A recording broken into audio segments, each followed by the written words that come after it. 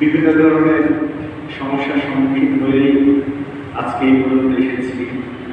আমরা চেষ্টা করেছি যে আমি আসার পরে 3-4টা মসজিদ আমরা নতুন করে উদ্বোধন করার সুযোগ পেয়েছি, যেমন এম ব্লক সেক্টর 2, টি ব্লক সেক্টর 2, এল ব্লক।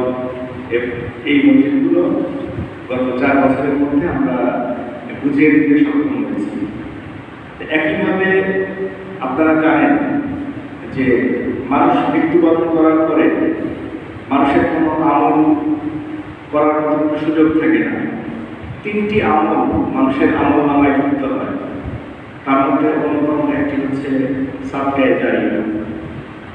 সাদকায়ে জারিয়ার মধ্যে মসজিদ, মাদ্রাসা সহ অন্য যে কোনো উপকারী জিনিস যেটা মানুষের জন্য রেখে যান কেমন পর্যন্ত, যতদিন সেই বস্তুগুলো থাকবে তার সওয়াবটা তিনি দান করবেন, তিনি পেতে থাকবেন।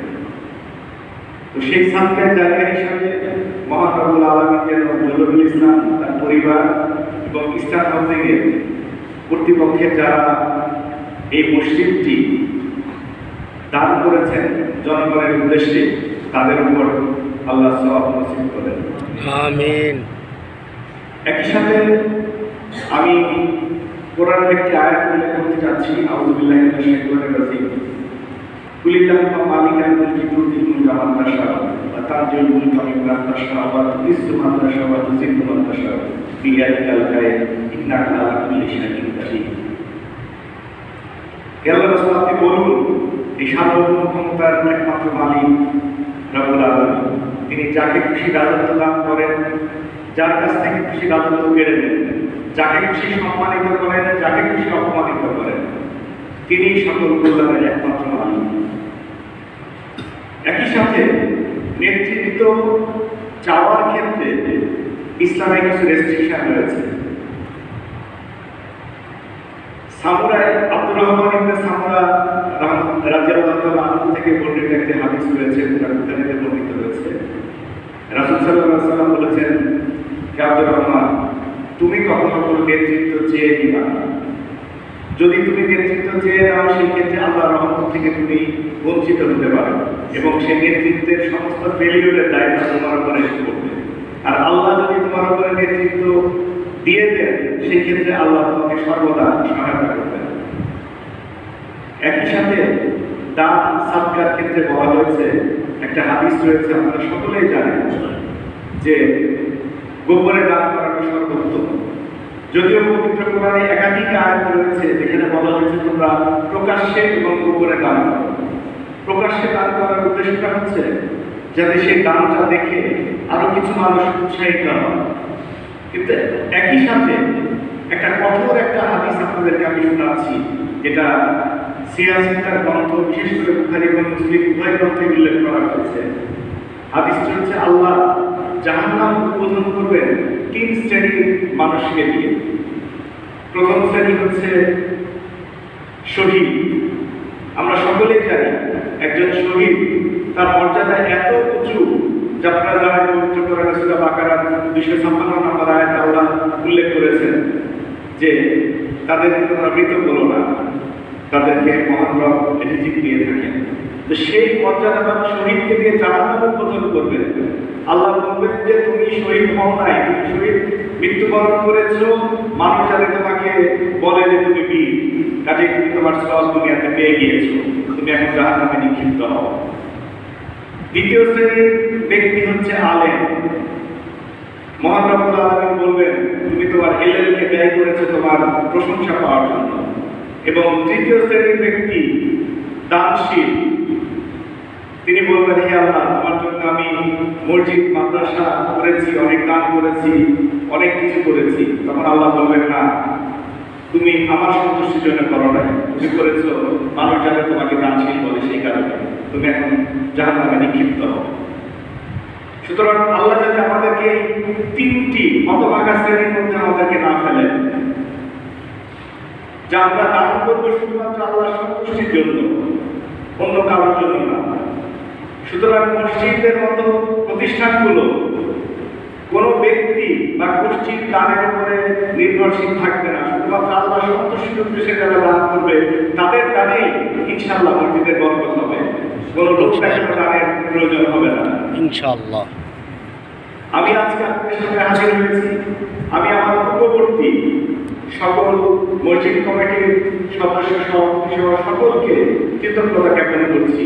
বিশেষ করে এই কমিটির সদ্য সাবেক সভাপতি এস এম কামাল, তার যথেষ্ট অবদান রয়েছে মসজিদের উন্নয়নের ক্ষেত্রে। তার পূর্বে এখানে সভাপতি ছিলেন রিপন ভাই, তাকেও আমি কৃতজ্ঞতা জ্ঞাপন করছি যে ওনারা মসজিদটাকে আজকের এই অবস্থানে নিয়ে এসেছেন। একই সাথে জহুরুল ইসলামের মরহুম আত্মার মাগফিরাত কামনা করছি, যার অবদানে, যার দেওয়া সম্পত্তির উপরে এই মসজিদটি দাঁড়িয়ে রয়েছে। এখন ইস্টার্ন হাউজিং এই মসজিদের মোতাল্লি, আপনারা সকলেই জানেন যে সরকারি গেজেট যেটা 2006 সালে প্রকাশিত হয়েছে, সেটা অনুচ্ছেদ 5-এ মসজিদ কমিটি পরিচালনা পর্ষদের গঠন সংক্রান্ত 3টি অপশনের কথা বলা হয়েছে। প্রথম অপশনটি হচ্ছে মোতাল্লি ইচ্ছা করলে নিজেই পরিচালনা কমিটি গঠন করতে পারে। দ্বিতীয়ত হচ্ছে মসজিদে যারা নামাজ পড়েন মুসল্লিদের সকলের সর্বসম্মতিক্রমে বা তাদের বেশিরভাগ মানুষের অংশগ্রহণে একটা কমিটি গঠন করা যেতে পারে। তৃতীয় অপশন হচ্ছে সরকারি বা আধা সরকারি প্রতিষ্ঠানের ক্ষেত্রে প্রতিষ্ঠান তার নিজস্ব মসজিদের জন্য তাদের কমিটি ঘোষণা করা। যেহেতু আমাদের কাছে একাধিক কমিটির রিকোয়েস্ট এসেছে, সুতরাং সেই ক্ষেত্রে আমরা সেই কমিটিগুলো সভাপতিগুলোকে আমরা কমিটিতে রাখি না।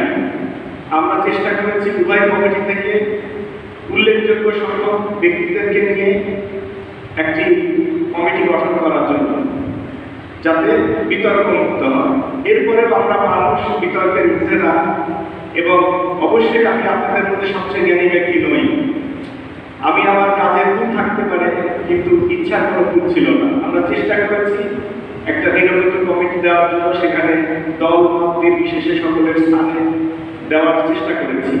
তারপরে একটা লিমিটেশন ছিল, মসজিদ কমিটি আমাদের নীতিমালা অনুযায়ী 15 থেকে 20 জনের একটা মসজিদ কমিটি হওয়ার কথা, সেখানে আমরা 31 জনের একটা মসজিদ কমিটি তৈরি করেছি। যদি এখানে আপনাদের কোনো বিতর্কিত লোক থাকে বা কোনো ভুল হয়ে থাকে, দয়া করে 2 বছরের জন্য মসজিদ কমিটিটা আপনারা সেটাকে ক্ষমা সুন্দর দৃষ্টিতে দেখবেন এবং কমিটিকে সর্বাত্মক সহযোগিতা করবেন, সেটাই আমার কামনা থাকবে। আমি মসজিদ কমিটিটা হয়তো জুম্মার দিনে ঘোষণা করতে পারলে সবচেয়ে ভালো হতো, কিন্তু সবসময় সময় সুযোগ হয়ে ওঠে না। এই কমিটিটা আমি ঘোষণা করছি এবং আমি ইমাম এবং মুয়াজ্জিনের কাছ থেকে সর্বাত্মক সহায়তা কামনা করবো। আপনারা এটা প্রচার করবেন এবং এই কমিটিটা তাদের দ্রুত কার্যক্রম গ্রহণ করবে এবং সকলে কমিটিকে সহায়তা করবে। এবং যারা এখানে উপস্থিত হতে পারেননি, আমার পক্ষ থেকে তাদেরকে আমার কথাগুলো পৌঁছে দেওয়া আপনাদের দায়িত্ব বলে আমি মনে করি।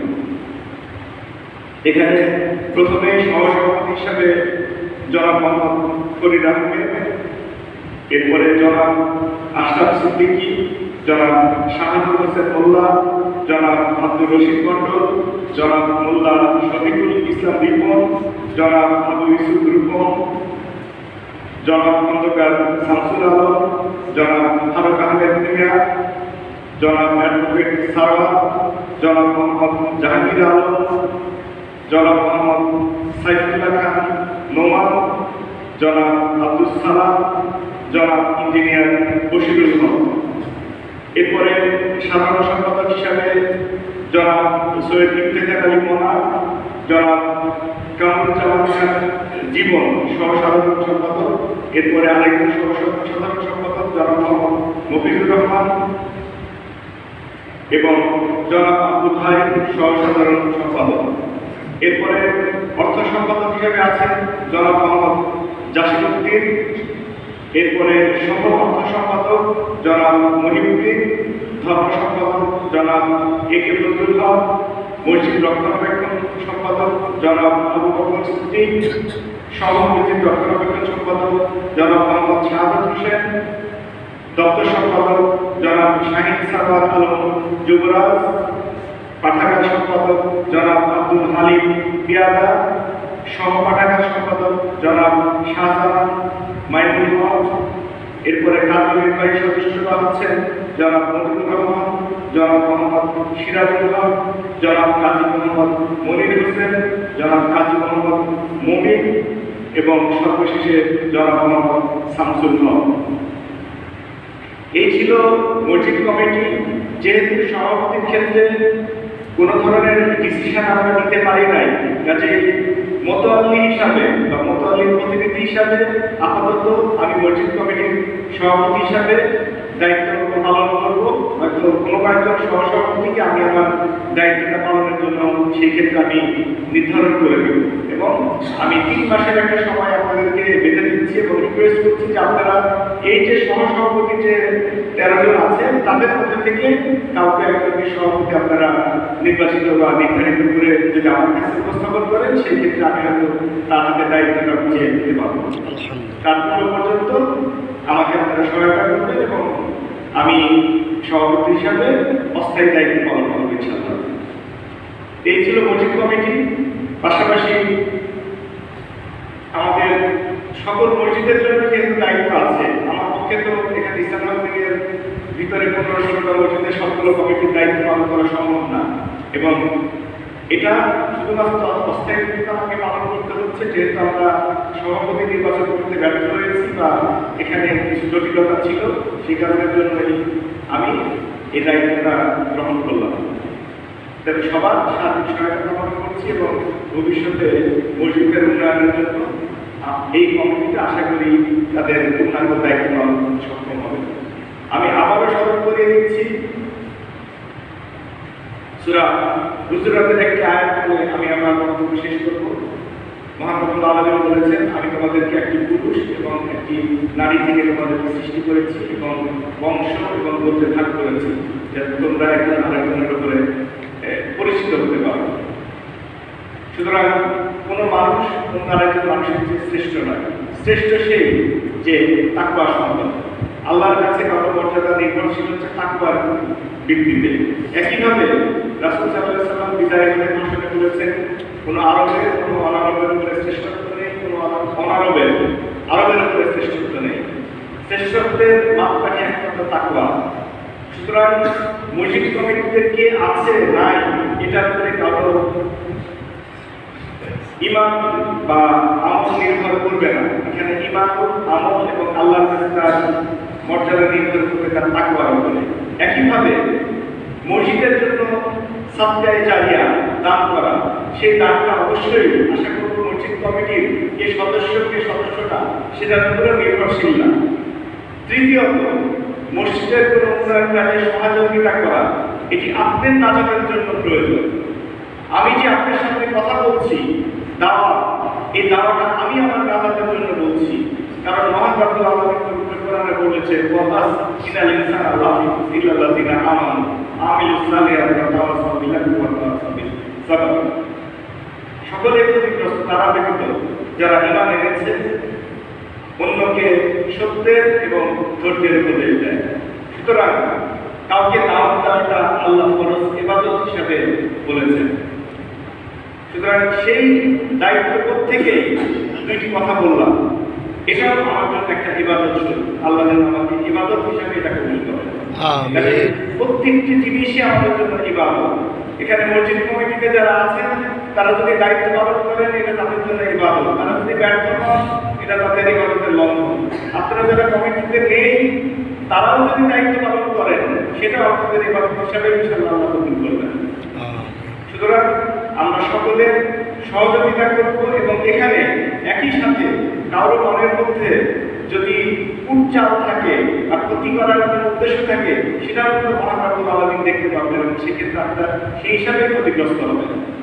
একইভাবে আমি বলেছি নেতৃত্বের বিষয়ে, নেতৃত্বটা কেউ যদি চেয়ে নেয় সেটা অবশ্যই নিন্দনীয় এবং ইসলাম সেটাকে পছন্দ করে না এবং আল্লাহর কাছে সহায়তা থেকে সম্পূর্ণরূপে সহায়তা পাওয়া যাবে না। এই সকল বিষয়গুলো আমাদের মাথায় থাকে এবং বিবেচনা করি। আল্লাহ আমাদের সকলকে হেদায়েত দান করুন এবং মহান রব্বুল আলামিন আমাদের সকলের গুনাহ মাফ করুন এবং একই সাথে আমরা যেন সকলে সহাবস্থান করতে পারি, এই কামনা করে আমি আমার বক্তব্য শেষ করছি। সকলকে ধন্যবাদ। আসসালামু আলাইকুম।